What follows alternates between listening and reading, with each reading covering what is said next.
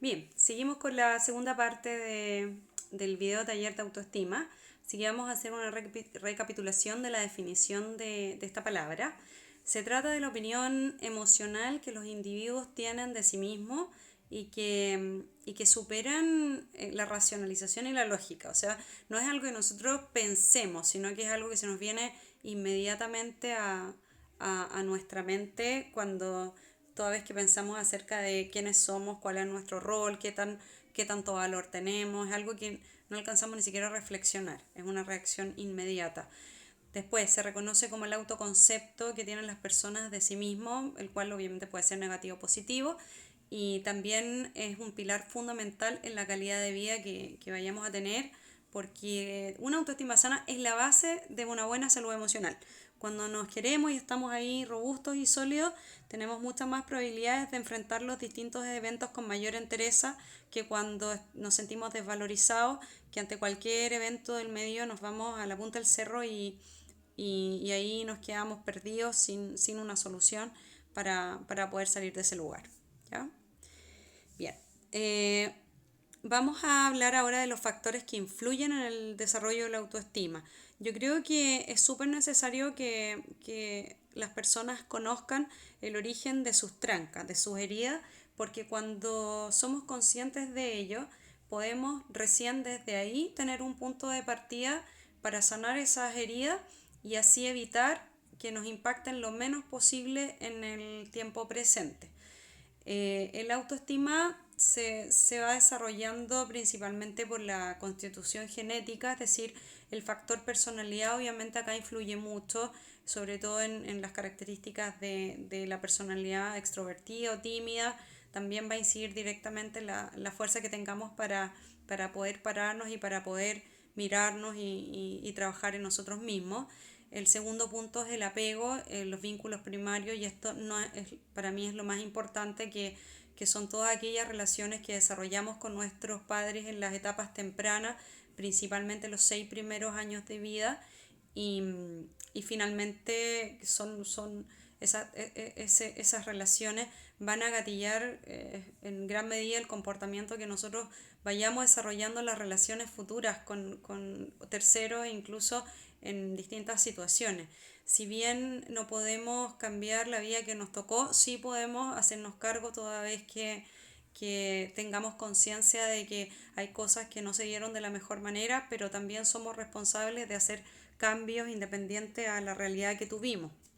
Las experiencias también es un factor fundamental, las cosas que a uno le van pasando en la vida, las muertes, las pérdidas de empleo, los daños, las cosas buenas, los logros y todo aquel conjunto de cosas que pasan en la vida también son determinantes en el valor que uno se va a atribuir. Así que es importante tener muy claro cómo es nuestra estructura de personalidad, cómo fueron nuestras relaciones vinculares en la infancia y qué experiencias de las que recordamos y que nos hacen más ruido, todo esto en una juguera que está dando como resultado finalmente respecto a la percepción que yo tengo de mí misma. Vamos a hablar de la teoría del apego, que son los vínculos tempranos. Quiero detenerme un poco acá porque yo considero que es muy importante esto. Si bien es cierto que somos lo que somos un poco por lo que fuimos, esto no es determinante en que vayamos a tener una vida, una mala vida, si es que no tuvimos las mejores relaciones vinculares de niños. Pero sí es importante que entender cómo fueron nuestros apegos tempranos va a determinar qué tan estables emocionalmente van a ser nuestras relaciones en la adultez.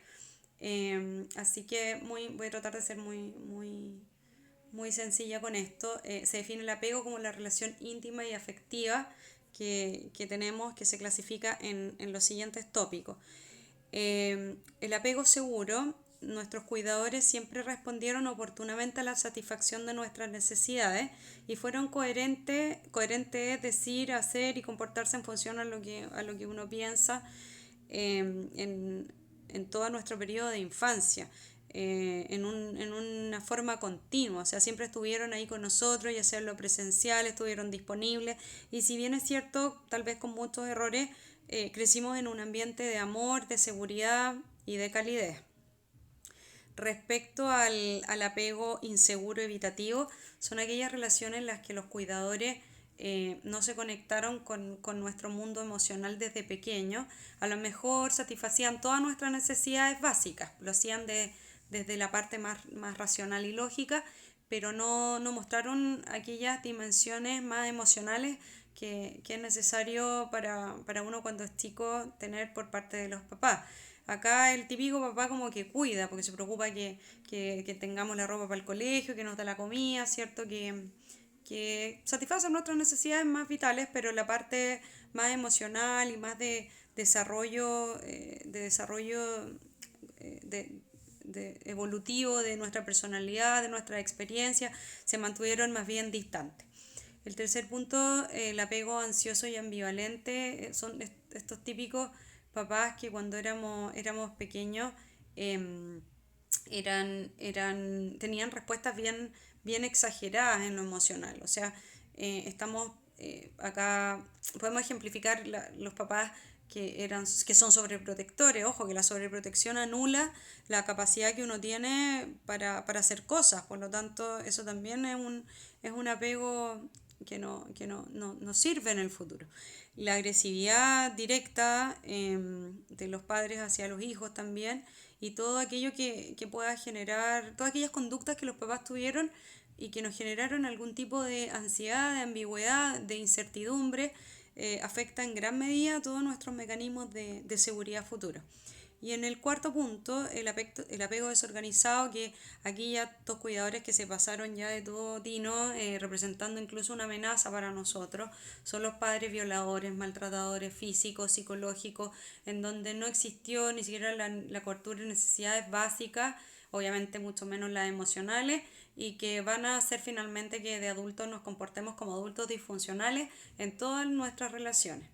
Quise contarles de esto porque hay estudios, si pueden buscarlo en la web, ideal, que son bien interesantes y que sin duda le dan mucha relevancia a que cómo nos vinculamos en el pasado va a tener directa relación en cómo van a ser nuestras relaciones futuras. Así que tal vez no entendemos en el presente por qué nos pasan situaciones o por qué nos comportamos de determinada manera, pero cuando sabemos de este tema podemos ir un poquitito hacia atrás, no para ir a culpar a la mamá ni al papá, sino para entender por qué a veces tenemos conductas que son medias irracionales.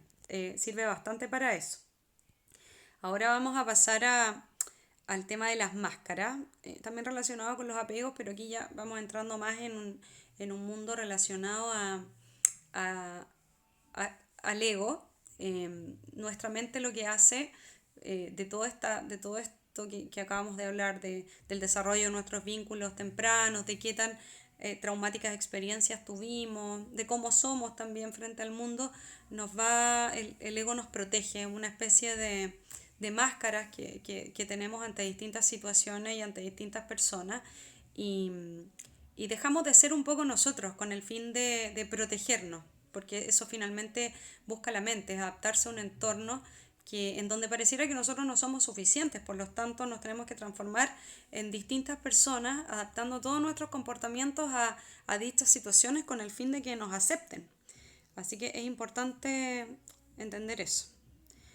Respecto de las cuatro identidades y entendiendo el tema del apego y las máscaras, como consecuencia en el autoestima y en las relaciones futuras, cuando tenemos problemas vinculares de chicos con nuestros padres, podemos adquirir distintas identidades. Una de ellas es andar de cuidadoras por el mundo y desatendiéndonos a nosotros mismos. Por lo general, estos adultos de niños aprendieron a pasar desapercibidos. Siempre hicieron todo lo que los papás deseaban. Sintieron que eran responsables de complacerlos y al mismo tiempo hicieron todo lo posible para no molestarlos. Son niños que fueron independientes, pues hacían sus tareas solos, nadie los presionaba. Eran bien conscientes de sí mismos, ¿eh? Y entendían a sus padres como seres que en su rol trabajaban muy duro, así que preferían no ocasionarles problema. Todo esto reprimió muchísimo sus emociones de niño, por tanto de adulto existen dos posibilidades: o las descomprimió al punto de la locura, o bien nunca más fue capaz de expresarlas. De adulto también se vuelve complaciente, procura evadir el conflicto, adquiere una identidad de el típico buena persona que se preocupa de todo el bienestar de los demás, eh, tiene muchas decepciones a lo largo de su vida, lo sitúa en escenarios para que se den cuenta que la vida no es necesario vivirla desde el sacrificio. Esta persona, al tener este tipo de relaciones tempranas, se encargó de satisfacer a todo el mundo menos a sí mismo. Entonces, eh, es muy duro después darse cuenta de que el mundo no le va a retribuir de la misma manera. La segunda identidad es el cuando nada te satisface. Ese niño que aprendió que para ganarse el afecto de los padres tenía que ser destacado en todas las disciplinas posibles, porque la única manera de que lo miraran y lo escucharan era cuando hablaba de sus logros. Este niño generó mucho exitismo, siempre recibía la señal de que nada de lo que hiciera era suficiente, entonces tenía que estarse esforzando cada vez más de hacer las cosas bien. Por lo general, este niño crece y se transforma en una persona que siempre está planificando. Igual puede que se convierta en un buen líder, muy popular, está a la moda, cuida su cuerpo. No significa que todas las personas así sean así, pero este rol o esta máscara finalmente lo que hace es formar un adulto que nada le satisface, ni la pareja, ni el trabajo, ni las relaciones interpersonales. Son personas muy vacías y en continuo no les gusta cumplir con las expectativas sociales. Así que se posiciona como seres orgullosos, soberbios, y lo que pasa dentro de ellos es que son personas que tienen mucho miedo de mostrar su vulnerabilidad porque toda la vida tuvieron que protegerse de no ser menos para que sus padres le brindaran atención. ¿Se podrán imaginar cómo se convierte un adulto en pareja con esa vida? O sea, es una persona que siempre está exigiendo, siempre está pidiendo, que poco da, siempre está tratando de ponerse a la altura de las circunstancias, de ganar. Así que por eso es importante entender por qué pasan cosas en el futuro por experiencias pasadas. El miedoso. De niños se sintieron rechazados por sus padres o cuidadores. Puede ser que sí, que efectivamente hayan sido rechazados. Entonces, como adultos, lo que hacen es evitar actividades sociales como hablar en público, no ceden responsabilidades porque tienen miedo de ejecutar sus acciones. En general son personas que tienen mucho miedo al abandono, son inseguros y tienden a caer en relaciones tóxicas porque tienen mucha dependencia emocional.